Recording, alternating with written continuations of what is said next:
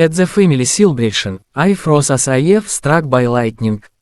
My 6-year-old granddaughter ran across the living room, her eyes sparkling with joy, but what instantly tore at my heart was her completely shaved head. My hands trembled, and I could hardly believe what I was seeing. All the latter, the clinking glasses, the festive noise faded into the background. And then my eyes shifted toward my daughter-in-law, as she stood calmly by the table, pouring juice into glasses, as if nothing unusual had happened. With her head shaved, I finally whispered, my voice breaking. My son turned away awkwardly, but my daughter-in-law didn't even flinch. As she looked at him with a strange mixture of pride and defiance and replied coldly, it is better this way.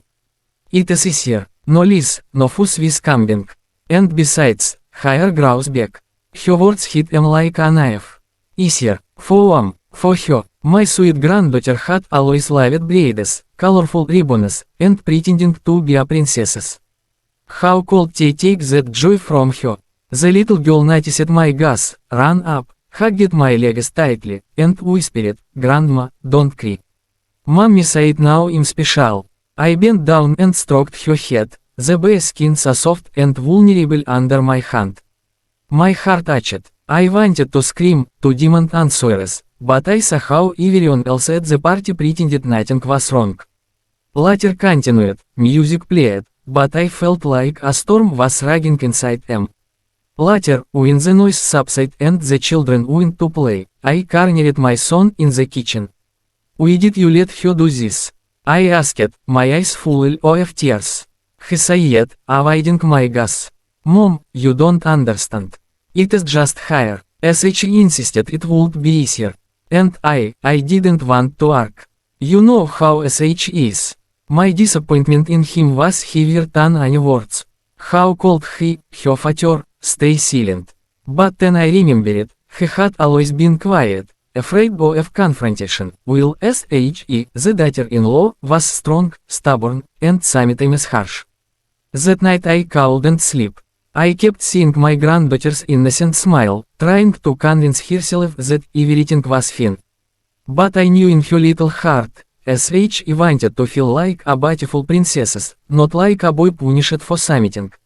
That act gnawed at him. Should I intervene or stay silent like everyone else? The next day, I invited my granddaughter over to my house. Will we bake cookies together? I carefully asked, do you like your new haircut? SH hesitated, then whispered, I don't like it, the girls at school look at them. But mommy says I look brave. SH lowered her eyes, and I hugged her tightly. That moment became my turning point. I couldn't let her grow up believing her feelings didn't matter. So I began to show her in small ways that SH was beautiful, valuable, and loved. We painted her nails, made paper crowns, and I even bought her colorful hats and scarves. Slowly, SH started smiling wider, seeing her reflection not with sadness, but with pride. When my daughter-in-law noticed, SH frowned. You're spoiling her, SH snapped. But I didn't back down. For the first time, I met her eyes firmly and said, I'm giving her what every child needs, self-confidence and love. Don't take away her childhood just because it is easier for you. Surprisingly, SH didn't argue. Make my firmness caught her off guard, or make deep down SH felt a flicker of guilt. A week later, I saw her carefully tying a ribbon onto my granddaughter's hat. It wasn't much, but it was a start. Time passed, the hair grew back, my granddaughter's braids returned, and with them, her latter. But the most important thing wasn't the hair, it was that SH learned to believe in herself, even when the adults around her made mistakes.